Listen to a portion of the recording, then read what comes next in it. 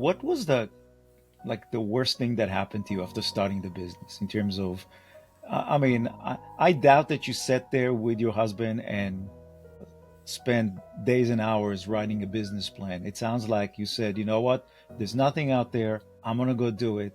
I'm going to ask people if they want interested. And you had a line out the door, but that was it, right?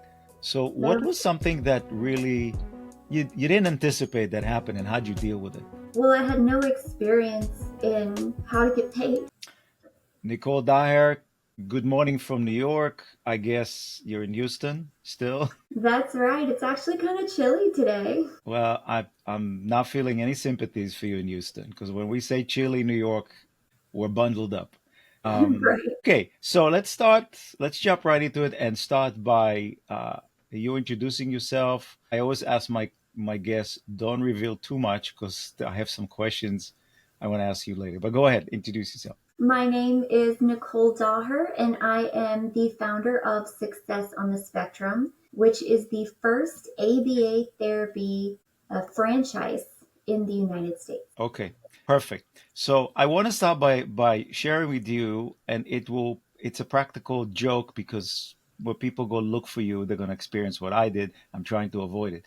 I've been typing your name into all kinds of places to get to know you and get the background, and I was literally like, think I'm going crazy. And like I put in Nicole, and it's not coming up. There's all kinds of other Nicoles, but it wasn't you. But you have that silent H in your Yes, name. So why'd your parents do this to you? I I mean, actually asked them that. As a child growing up, like early 90s, the coolest thing that you could have in elementary school was the pencils with your name on it. And because I have the H in Nicole, there was no pencil that existed. And I was so mad at my mother. And I'm like, why did you name me this? And she said, it's because it's the German spelling and we're German. And later on in life, I did one of those 23andMe things. No German in our lineage whatsoever. really? So super fun, mom. Good job. Well, I was going to say get a refund, but 23andMe doesn't lie. So there you go. Anyway, so when the people are going to watch and listen to this are going to look for you, it's Nicole, Nichole, not the regular spelling. And I'm sure I really thought I was going crazy. So Nicole, I am running into you when you are 16 years old, and I said, "What do you want to be when you grow up?" What would what would the answer be? Have been? I always wanted something in the medical field. I think when I was 16, I knew for a fact that I already wanted to go into nuclear medicine, which is what my degree is in.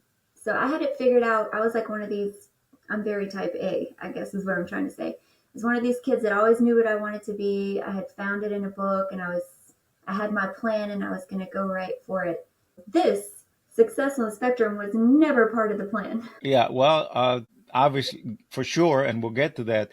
Were your parents in the medical field? How did you decide you want to go into this thing? I knew I wanted the medical field because it's a prestigious, stable job. I knew I didn't want to be a doctor because I didn't want the lifestyle. I was the first person in my entire family to ever go to college. I'm from a little small town in Louisiana.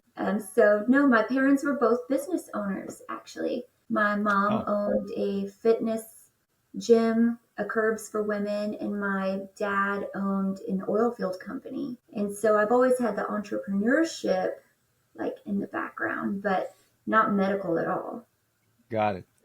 So I'm, I guess, somewhat lucky to have wonderful children. Two of them, the girls, one's a doctor, one's an ER nurse. So sort of in someone in the field, gone through supporting them as they went through their college and med school and passing the nursing board test. A lot. It's a lot of work. I think a lot of this white hair came from those years, but it's okay. So you get a degree. Look, it's pretty impressive. Nuclear medicine technology, positron emissions tomography, and then you top it off with nuclear cardiology, um, and then you go work in the field for a while, right? That's right. That's right. And working in nuclear cardiology is where I met my first husband. Okay. And so, just for the sake, I always like to simplify stuff. I'm not going to assume that people know what we talk about. So nuclear cardiology means what? Is that like angiograms? Is MRI of the heart? What is that? Similar. So it is a modality of radiology. Nuclear medicine is, it's the same as an X-ray or an MRI or a CT, but kind of inside out. So in an X-ray and a CT, the machine makes radiation and shoots it through your body. With nuclear medicine, we inject liquid radiation into your body, and the radiation comes out of you, and the machine is just a Hmm. detecting device. But with nuclear cardiology, the most common test is the nuclear stress test to see if you have Oh, blockages in the heart. yeah, got it. So yeah, very cool. My daughter's a radiologist, so I feel like we're connected in so many Oh, ways. She's on the other side of stuff, like interpreting things. So you work in the field, then you you met your husband back then in I guess in the hospital or in the imaging company, whatever it was. right. And I guess do you how do you wind up in Houston? Or in Houston is where you were studying? That's another fun story. I'm originally from Lu- Louisiana, and I never felt like that was home to me. I felt like Belle and Beauty and the Beast, like this life was too provincial. There must be more to life. So I wanted to move to the big city, but I didn't want to be so far away from home that I couldn't drive back on a weekend and see my parents. So Houston is just a 4 hour drive away, and it's the third biggest city in the country. And I came looking, Houston is the medical capital of the country. There's tons of hospitals here. So I came looking for the bigger, better jobs at the more prestigious hospitals. And we have a ton here to choose from. Got it. So you move, so you're in Houston, you meet your husband while you were tech, and when you married him, he had a daughter on the spectrum, That's right. right? I had S- never known any other autistic child. I'd never, had any cousins or experience with a small child with autism. So it was a big shock for me. It was new. She would have tantrums and I wouldn't know how to console her. It's like nothing I did would make it better. But my husband knew how to make her feel better, and I watched him and got a little bit of help. She was in ABA therapy at the time when we met, and I went to the parent training classes there, and that kind of helped me figure out why she's doing this, how I should handle it the best way, how to prevent future tantrums. It was a huge learning experience. I had no kids of my own, so becoming a parent was big enough, but parent of a special needs child, it was a lot of work. It was all new. Was that, so by the way, whenever we're going to use terms, I'd like to explain them. ABA is that applied behavior analysis? Something That's like that. correct. Applied Okay. behavior analysis, it's the golden standard for autism treatment. It's a therapy that addresses a child's behavior. Yeah. So I think I shared with you, and for full disclosure, because this topic is near and dear to my heart on many levels. My wonderful wife has been in special ed for dedicated her life to it. She's been in the school system as assistant superintendent for special ed, overseeing close to 300 kids in four different schools. I'm going to say, I'm not going to say I lived that universe every single day. She would not bring it home most times, but I was pretty aware of what it's like. I think within the school systems, and we'll talk about the schools soon, somebody who is the assistant sup for special ed or director of special ed is considered to be probably the most taxing, toughest job in the school district. I It's believe it. right? It's an administrative position, but it's not there's nothing administrative about that. It's about No, caring for kids and really supporting the parents. And we'll dive into this a little bit more. So you marry into a family where you become the mom of a an autistic child. You go to some ABA training so that you can mimic your husband, but also be supportive and do it on your own. And I think when I looked at your timeline, you were still working in nuclear cardiology or thermography, whatever it was. You were still working full time. that's right. I was still Yeah. working full time. My husband was a doctor and he was very busy. And so it was usually me that had the most flexibility to pick Isabel up from school and to do all the mom things. Her biological mother wasn't really present very much. Mhm. So it was really on me. I was full-time mom, but also I was still working in nuclear medicine. So we're gonna jump into the entrepreneurship piece. Whenever I interview entrepreneurs, and I'm a business owner and I've been in business for a long time, one of my favorite questions to ask anyone that owns a business is obviously you started a business, but what problem were you solving?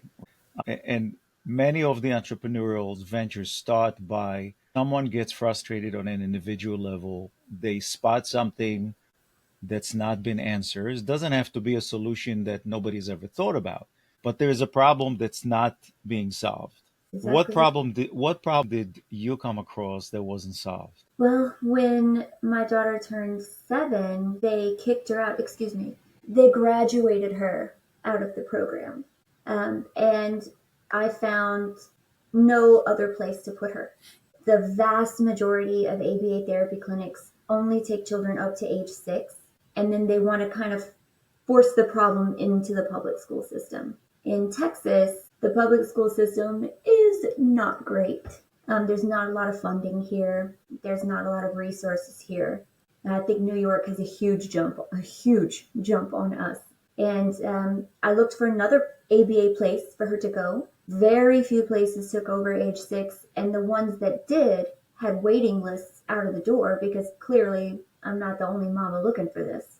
So it was a problem. It was a solution that needed to be found. So instead of waiting around on a waiting list and letting her lose all the progress that she had made up until then, I started my own ABA therapy company that does accept kids over six Yeah. years old. So when I record a podcast and obviously I work from home, I sometimes babysit my kids' dogs, and they're small, they're Maltipoos and Shih so I always worried about they're going to hear something and stop barking, even though I'm pretty isolated from them.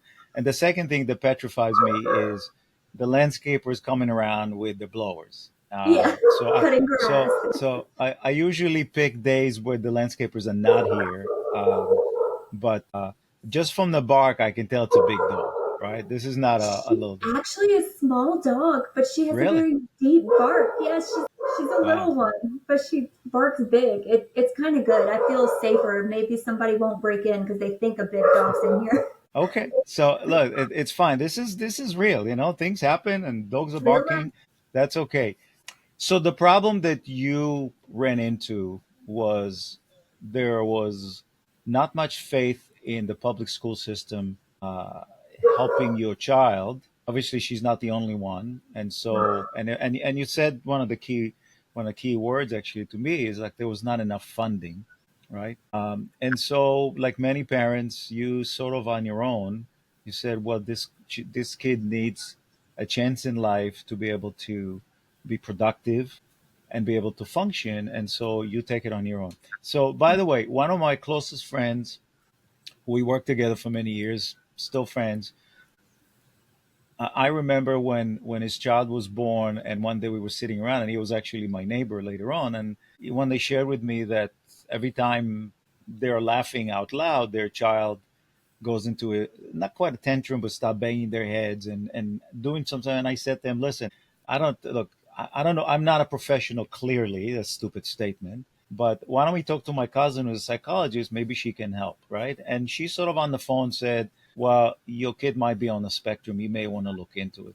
And this Right. is this is going back 30 years, where and you tell me if this is something you experienced 30 years ago.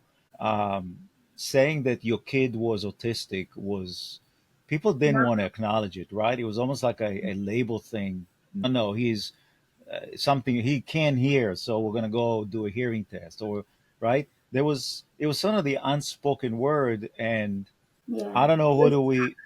Shameful. Yeah. Yeah, it's like almost I think it comes from possibly maybe a little bit of guilt on the parent side. I mean, not for I don't think it makes any sense, but it comes with the territory, right? Yeah, little Um, guilt, little denial. I think that every parent that gets the diagnosis goes through the 5 stages of grief. And it mm, takes you a minute to be able to accept it and move forward because everybody has these preconceptions of what life is like as going to be as a parent when you have.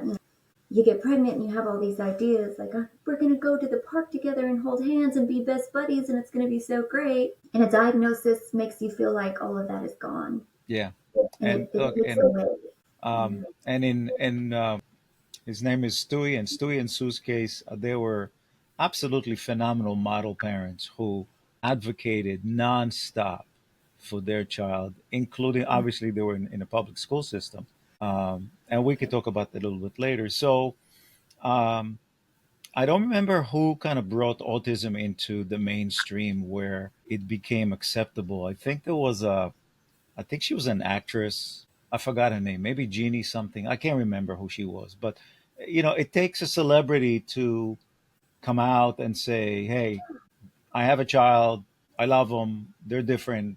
They deserve a shot to be productive. Here's what I do. Right. So they started really advocating for kids. And it almost seemed like after that, there were so many diagnoses of kids on the spectrum. Right. That's It's correct. okay. So um, you get frustrated, not much faith in the school system, lacks funding, and so you decide. It's almost like the a story I used to tell my business graduate students, but I don't know if it's even true. About this wealthy guy that goes into a bank and he's really mistreated by a clerk, and before he leaves, he says, "You know what? You piss me off so much. I'm going to buy the bank and fire you." So in your case, nobody got you angry, or maybe yes, but you said, okay, there is no solution. I'm starting an alternative place for people who are like me, who don't want to be on a waiting list, don't necessarily want to send their kids to public school. Right. Go. So what do? You tell your husband, I'm going to start a business. And he says, He says, go for it. You would be good at it. He was very supportive. mhm, He lended me a little bit of money to start the business. I didn't quit my job in the beginning. right, I was like two, I two went years, I think. Yeah. part time, and then I got a small little office, very tiny, and it was just going to be for my kid and just a few other kids. That was the plan. I just want to pay the salary of the BCBA. I don't want to make money off of this. I just want to make sure she's taken care of. And I put it out there online on Facebook. Hey, I'm going to hire a behavior analyst and do ABA for my kid. Does anybody else want in? And I was expecting two or three other people to respond. No, it was like 30 people that responded. And I'm like, oh, we're going to need a bigger office. So we expanded that office and I hired more people. I was still kind of working part time and answering the phones for my clinic while I was at the hospital. I'm like injecting people with my phone on my shoulder.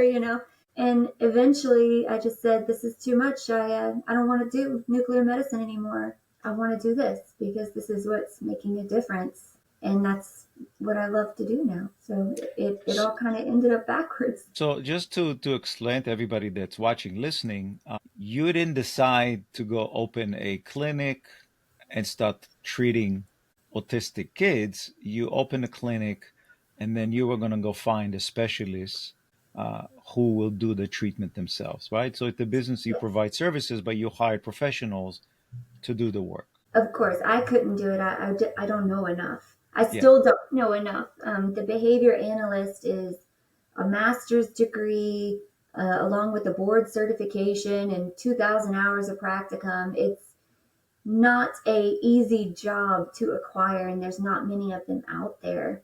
Um, and so I had to hire that professional to run the program. And then, of course, you need your receptionist and you need the technicians to actually work with the kids, but you only need one of those high level master degrees analysts. Hmm.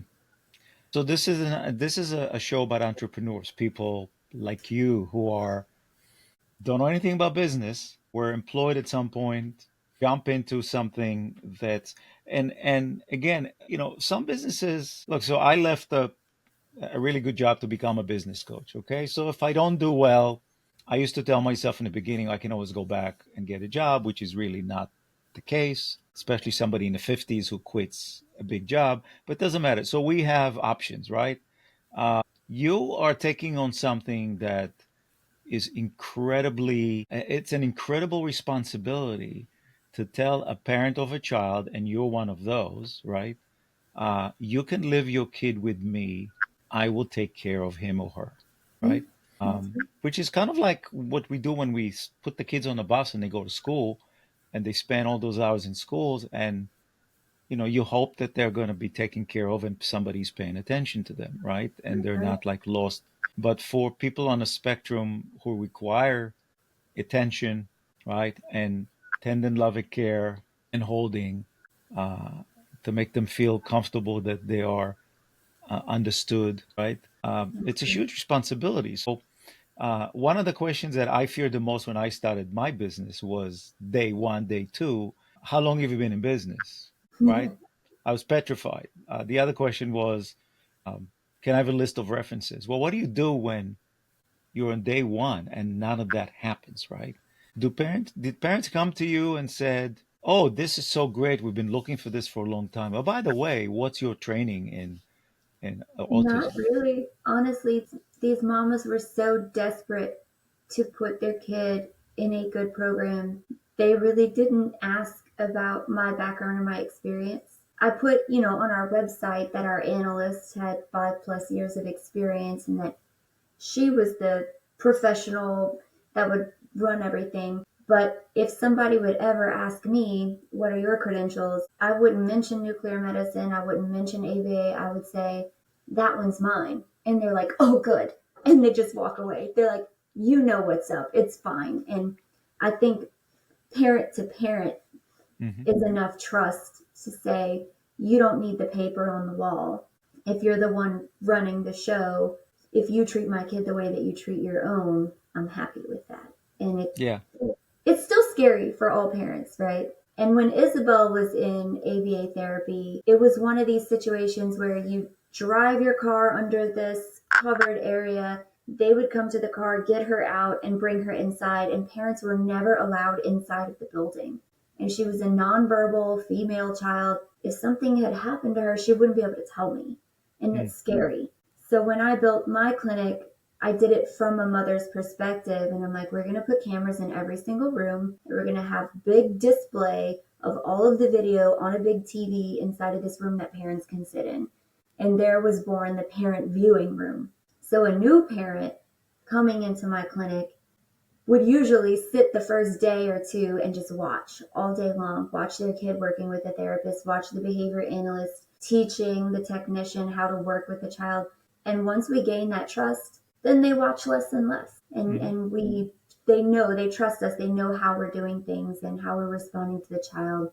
And I think that's important. I think being transparent and letting parents be involved in the therapy is a huge key to success. And look, you're proof that you don't need an MBA in entrepreneurship Mm, and years of schooling mm, to not, anybody. I always used to joke around when I was teaching entrepreneurship in graduate school, and I said, starting a business is very much like parenting, right? There is no certification. Anyone can do it, right? You get pregnant or you open a business.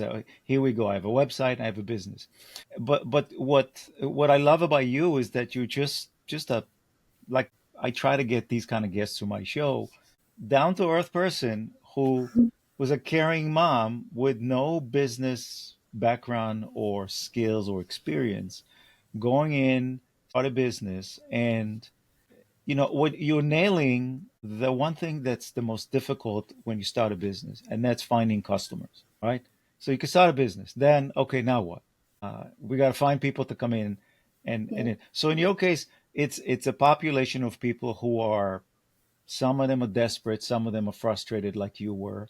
very It's underserved. right. It's sort of captive audience, but the key for you is the way you convert someone from a window shopper or prospective website surfers into a customer is through an emotional connection with that person.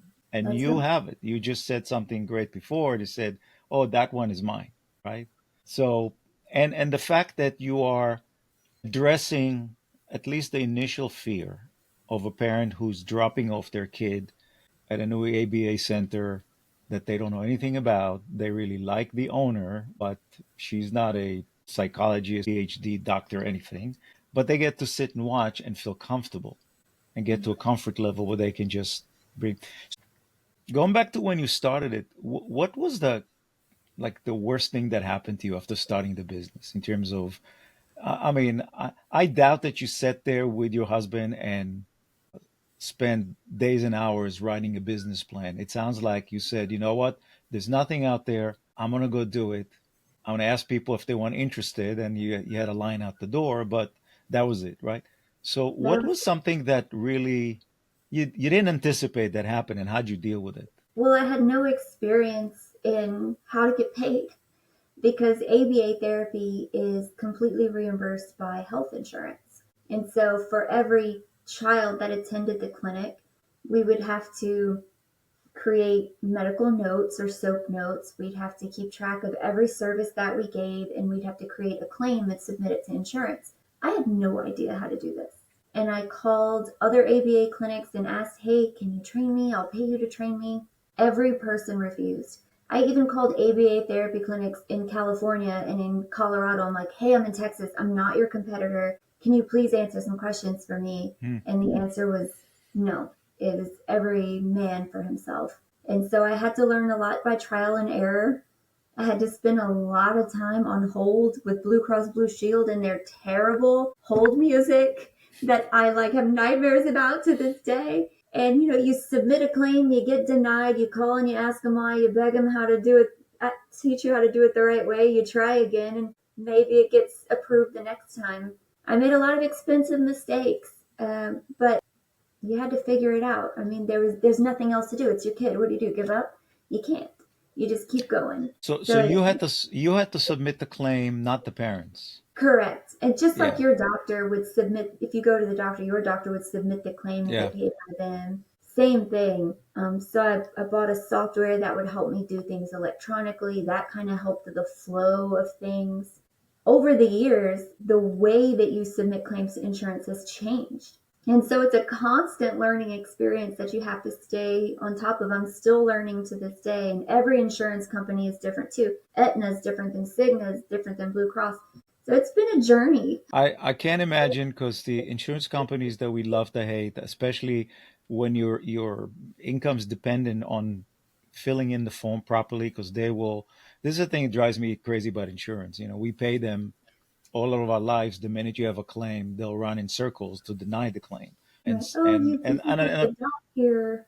and Denied. unfortunately, the people that work in insurance companies, and I apologize to them if anybody's watching, it's a tough job. They really don't It is. care that much. You know, it's just a job, and it's Yeah. frustrating. So that was a rude awakening, right? You have to learn how to do paperwork, which is not the thing that anyone wants to learn how to do.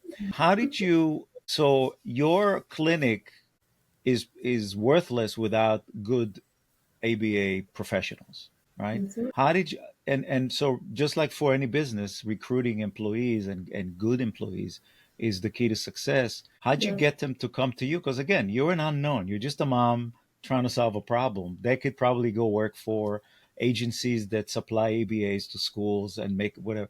What'd you tell them to get them to come work for you? I went through probably three behavior analysts before I found Kendra.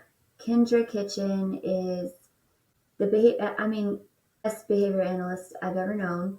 She still works for me to this day. She's in the franchising company with me.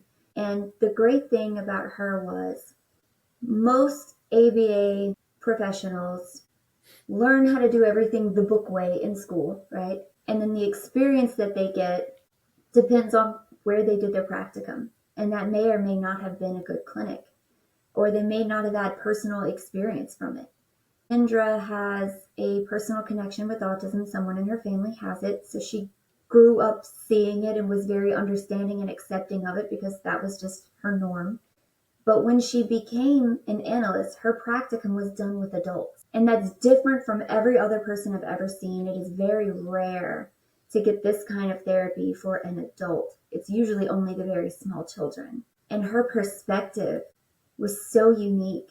And she would look at these grown adults that were not able to function in the world that she was trying to help and saying things out loud like, If someone had only taught them this when they were 5, they would be able to do this now. And when you bring that perspective and you start working with children, you get rid of all the fluff, the things that don't matter. That I'm not going to spend 20 hours a week trying to teach you how to tie your shoes when all you have to buy is slip on shoes. Let's get down to something that's going to matter to you as an adult and that's really going to impact your life. That's what I think made the huge difference to me, the light bulb in my head. I'm like, this is the way that we want to do things. This is the way I want my daughter treated and all these other kids that are here to be treated. And she is the one that helped me write our current operations manual, and we still function that way today. And again, for people who are not familiar with it, because my based on the podcast analytics that I get, people watch it, listen in 48 countries. So, and I'm not huge by any way. It's growing nicely. I do this because it's fun, and I want people to get to know down to earth people just like you. So it's great. Autism is not curable, right? It's Yeah, a condition that can be through behavior modification, helping the children adapt and actually be productive and function. And there's different levels of, I think that's probably why they call it the spectrum, right? There's different people on a spectrum from severely disabled to, I guess Asperger is part of the, highly functioning kids on the mm-hmm. spectrum. But it's not something that you're going to take a pill and it's going to go away. It's Yeah, for whatever it is, um, and does require the personalized attention. I don't want to call it therapy, right? Because it sounds like it's not therapy. It's the personalized attention to yeah. help them, I think. It's learning, it's training, it's a special way of teaching. The technical term is therapy because it is a medical service, but you're Mhm. right.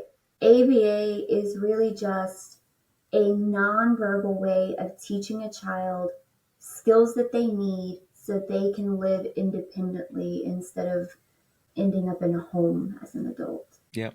So going back to my years with my wonderful wife, who really dedicated her life to special education and kids with disabilities at different levels. And like you, not quite. We don't have an autistic child. We have one. My younger son has learning disabilities, which clearly limited his ability to learn and progress in school. And so we went through their frustration. My brother-in-law is disabled.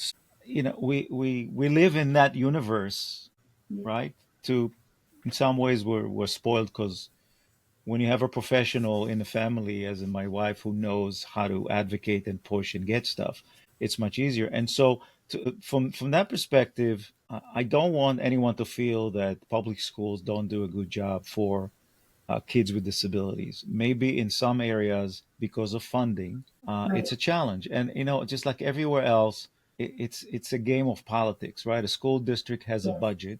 The special ed budget typically is a big chunk of that budget, and it drains the resources for the school. And so, in the beginning, somebody with severe autism who could not be managed in the school, then you send them out to a facility outside of the school. And just so you know, I'm about to see your beautiful eyes pop open. When you take an autistic child and you send them out of school for a special facility, you have to pay for transportation and you have to pay for their tuition. I live in a place in New York or Long Island. I think the average cost for that function is $100,000, give or take, right? Just think That's about on the one low child. That's on the low side. side. Yeah. Yeah. Okay. And again, I'm just saying things that are probably not 100% accurate, but let's say even the range, right? So Yeah. if you have a school district with 50 severely disabled autistic kids, and then you opt to or you choose to send them out, it's a huge budgetary drain. So I think many schools, including my wife, took the initiative to actually not do that and bring in professionals into the school where Right. the treatment can be supervised and you can manage the progress, right, through IEPs and through to the CPSC meeting and everything else. So I think the schools are trying to do the best they can, but there's a limit to what you can do within when you're in a school system and there's a bunch of kids. Yeah. And what I think they lack even though you do have some individual therapy for kids, is what you're providing, right? Your solution is it's one on one. They stay with us. They're Mhm. not being thrown into a pool of other kids, even though they might get some good services. That's not enough, right? That's And exactly right. The typical special needs classroom in a public school system is a large room with several kids. There's usually one teacher with a few assistants for a few kids. And those kids may or may not be the same age, they may not be on the same grade level. And when you're all in one room, for a kid with autism with sensory issues, it can be a very distracting environment. mhm, And it's hard for them to focus and concentrate when this kid over here is screaming and this kid over here is running around in circles. And the teachers, there just aren't enough teachers. There's not enough funding to hire enough people to give the kids with autism what they need, and the facilities aren't structured correctly. So the way we structured ours is in my clinic, every kid is always one on one with a tutor. We don't hire teachers, but we have autism specialists, and they're always one on one. And each kid gets their own individual little private room. And there's no posters on the walls, and there's no windows, and it's soundproofed. So when we're ready to do a lesson that is difficult for them, they have no distractions. We mhm, sit down with the teacher in a quiet room, and you get to concentrate on that. And then several designated group classes happen throughout the day, like art class and PE and lunchtime and social time and circle time and all of those things. But if there's an individual lesson happening, it happens in that quiet room so they can focus. yeah. And in the school system, at least, it still happens. But when you had kids with disabilities, they would form a what they called, I guess it's a term in your business, so it's the same probably everywhere, self-contained classes, Right. where there would be, I don't know, 10 kids with special needs with maybe one teacher, one aide, and specialists will come in and out and work with them. The trend in the last few years, and again, I'm speaking out of turn because I'm not an expert, it's things that I heard, right? The trend was to actually create what they called inclusion classes, where you Right. bring the kids back to the mainstream classroom, Mhm. which is really the right thing to do because Yeah. you're isolating them, but they live in a society, and they, to me, it's like the I'm going to call them in quotes the regular kids, Yeah. non-disabled, should really be aware that there are kids like them who have challenges and learn how to live with them, not see someone who is throwing a tantrum or behaving in an autistic way and then try to run away, right? It's just embrace Exactly. it. So, but like you said, the challenge is you bring somebody into an inclusion class with regular kids that could have a tantrum in the middle. It could be distracting, right? Uh, And the great thing about ABA is it doesn't isolate you for long. When you're teaching a child that may or may not be verbal a new skill, you have to break it down and isolate the problem first and then gradually expose them to the distractions, to their group classes. And mhm, our goal is to teach them the coping mechanisms that they need to calm themselves. Mama's not going to be there to hold you and tell you that it's okay for you to stop this tantrum.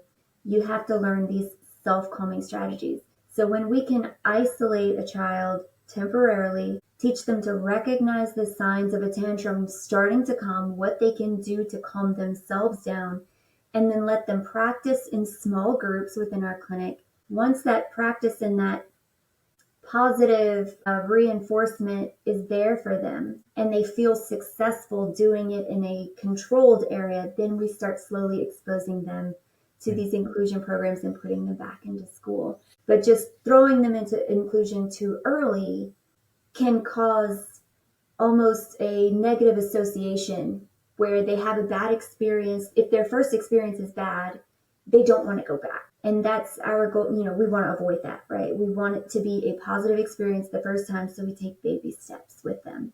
Mhm. And we make it an intentional, controlled environment where there's no possibility of failure. We want them to succeed so that they enjoy trying again. So you open a place and you immediately get a waiting list, and then you open another one across town.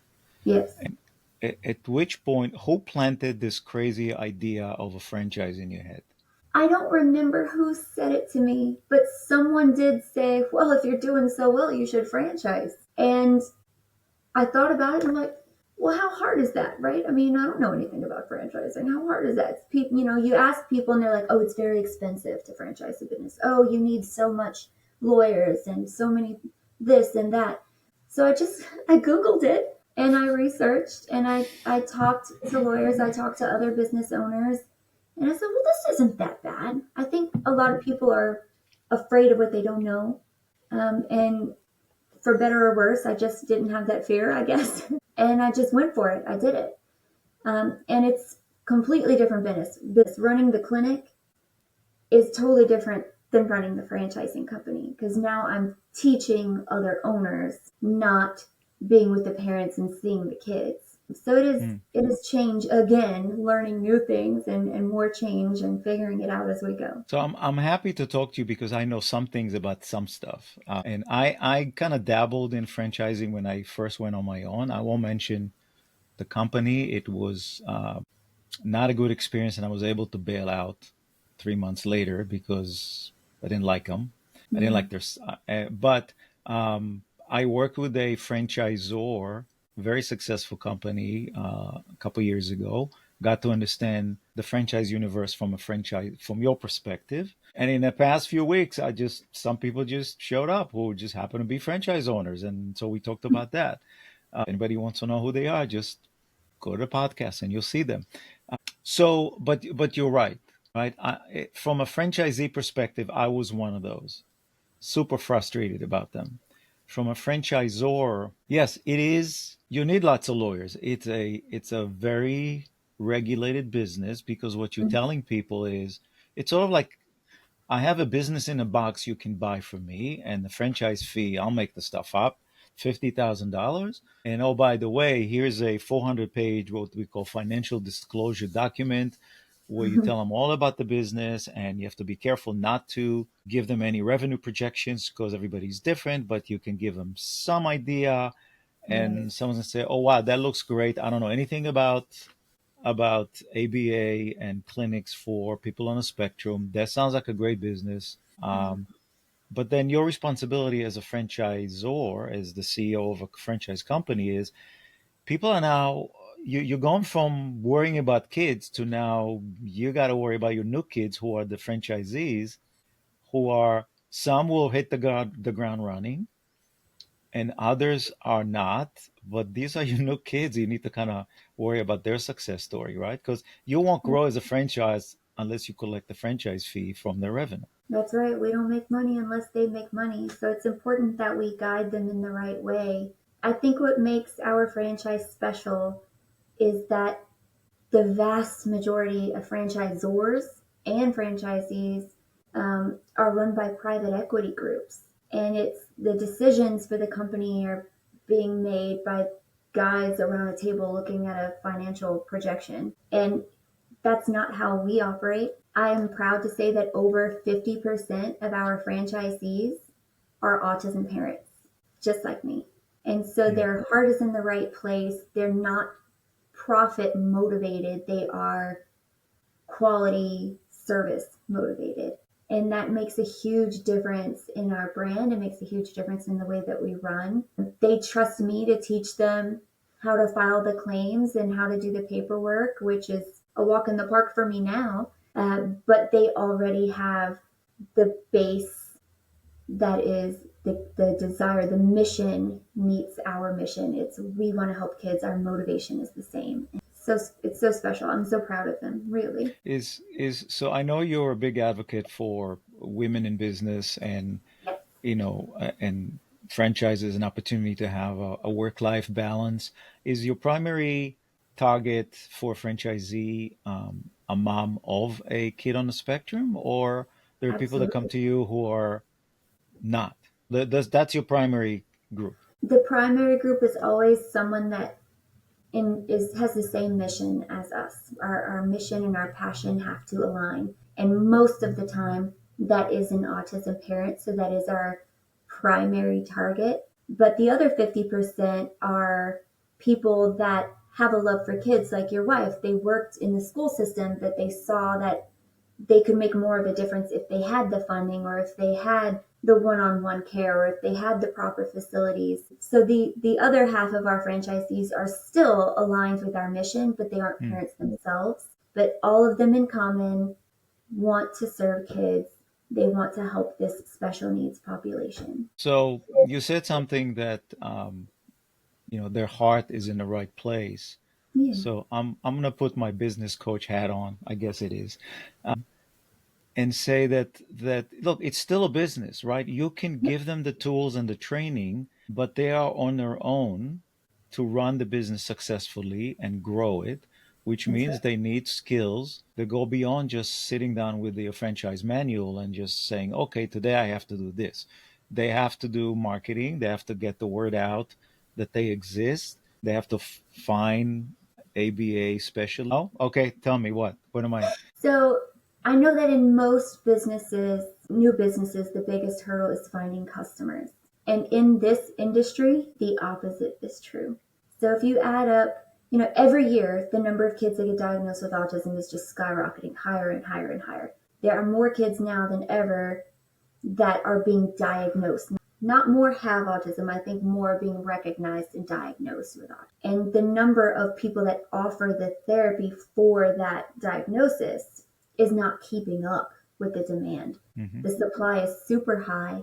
And in fact, nationwide, the number of providers that exist can only meet 33% of the demand that is in the country.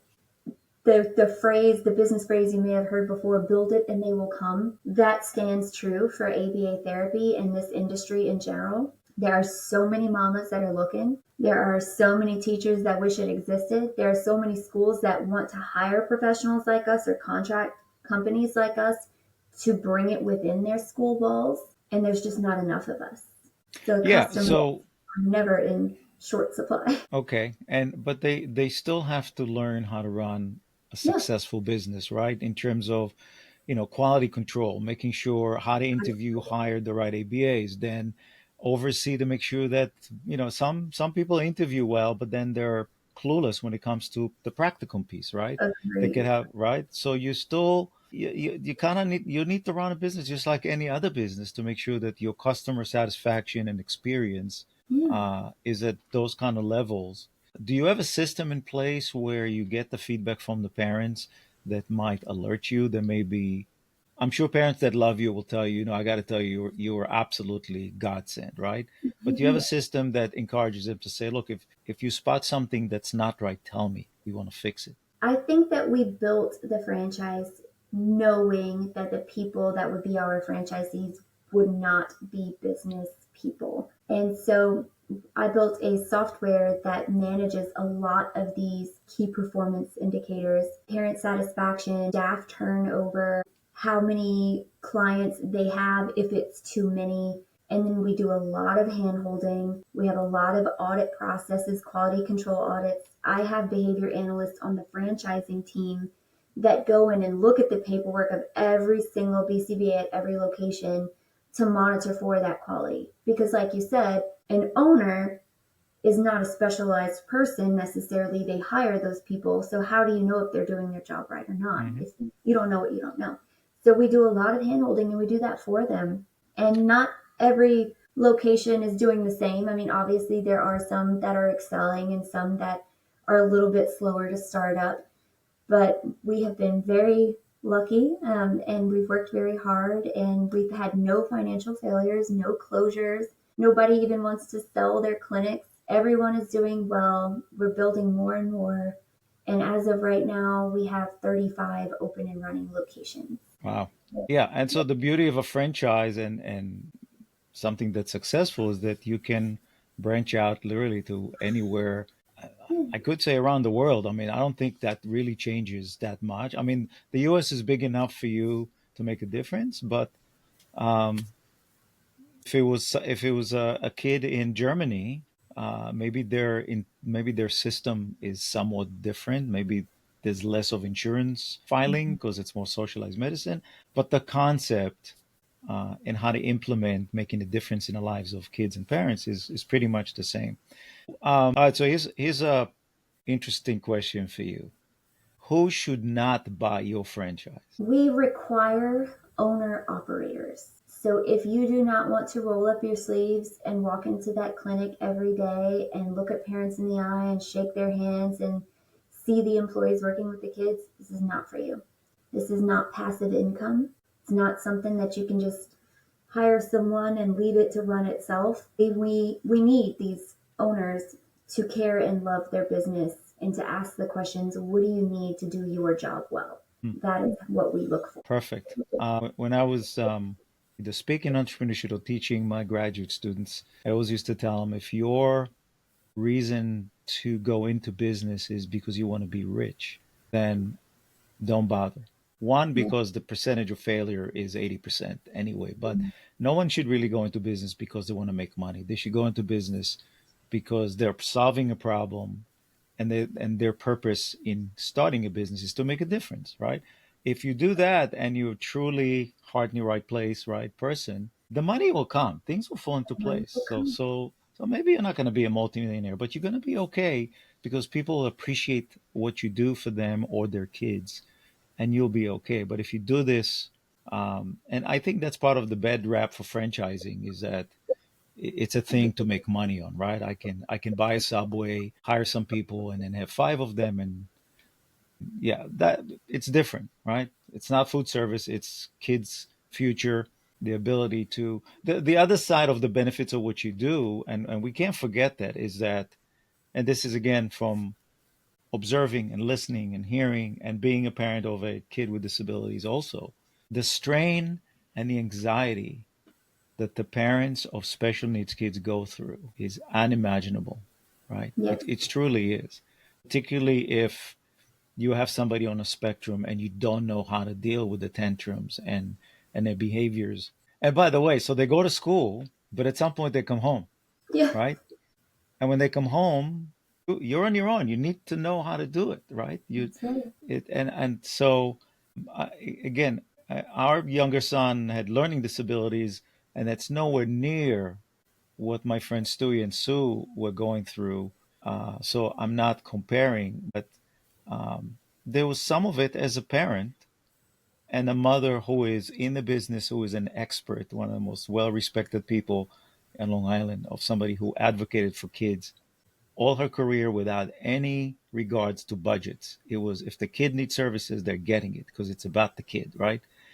And but it was still frustrating. I mean, I remember she had a tough job, and Adam would come home, and we would have dinner, and for years until we actually took control of it, she would sit there from 7 till 9 p.m. and reteach him every single thing he learned in school. And the school was mandated of sending us everything, separate little notebooks of what each teacher taught so we can go through it. Just imagine you have a full time job and you're a mom and you're a wife and you're a person who needs a life. And then every single day you reteach your son everything they learned in school because it was good enough. And so it's a little snippet of a bit of frustration for somebody with learning disabilities and nothing that remotely comes close to parents that have kids on the spectrum. So I don't want to sound corny and say you're doing God's mission, but you're doing something Thank that you. makes a difference It for does. for kids and the parents. You go home feeling great, right? I mean, I do. I doesn't get do. better than that. Someone told me, and I don't even remember who it was, but they said, Nicole, it seems like your passion, your purpose, and the profit all collided in one business. And I'm like, that is absolutely it. You can make a little money while doing the Lord's work, as you say. But the kids need it. Even if I went broke doing this, I'll probably Mm. still do it. I can't, now it's in me. I can't help it. It's too personally satisfying to prove the doctors wrong when they say this kid will never talk. I'm like, oh yeah, watch this. We can teach them how to do it. You just don't know how. And when it finally happens, a kid says their first word, I'm crying, the technician is crying, the mom is crying, everybody's crying tears of happiness. And you're like, this is worth it. Just by itself, this is worth Hmm. it. And we see it all the time in the clinic, all the There time. was a very big sales trainer, motivator guy called Zig Ziglar. And one of his famous saying was, "You can get everything in life you want if you help enough other people get what they want." And it's sort Amen. of like say like what we're talking about, right? I always tell business owners and whatever product they have, whatever software system they have, I said it's not about you. It's always about the customer. What problem are you solving? Are you That's solving right. it in a way that's different and better than everybody else? And and are you genuine? Are you serious? Are you caring? And you do this for the sake of making a difference as opposed to I just want to make money. So two questions, last questions, Nicole. Those are the easy ones. Who's the person that made the biggest difference on your life personally, not business wise? My child. Okay. I never wanted children of my own. I did not think parenting was for me. And when she came into my life, it changed me. I mean, not just because of the business, but personally. This child taught me more patience than anybody in the world ever could. Teaching her how to be a good person kind of causes you to be introspective as well. And you want to say, oh, I want her not just to do what I say, but I want her to do what I do. So I'm going to start behaving this way and hope that she follows along. I'm going to be a model for her. I mean, it changes you. It blew my world to pieces and put it right back together again. Wow.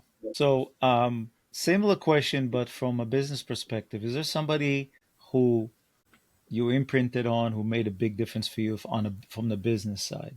I think two people, Kendra Kitchen, bringing in her fresh new perspective and having her heart in the right place, but believing that our company could expand and grow and help more kids. I could not have done this without her. And the other is Daisy DeLeon, who was the first behavior technician I ever hired back in 2015, who's still with me to this day. She brought her perspective, coming from her experience as an RBT from the staff side. What do the staff need to do their job? Well, it's not enough that the business is making money. How do we keep the staff, give them the tools that they need, and keep them happy and keep them around so the turnover isn't so high? And she helped me build the business just as much as Kendra. I think two different sides came together and made the perfect little heart, and it's still Hmm. beating. RBT is what? Is that a company or is that a term? Registered behavior technician. Okay. Yeah, I always like to I pick these Sorry, terms that so I don't many know anything about. acronyms. Yeah, yeah, it's fine. But you and again, just to kind of sum it all up, you again, we talk about how do you create a successful business? Well, obviously you solve a problem.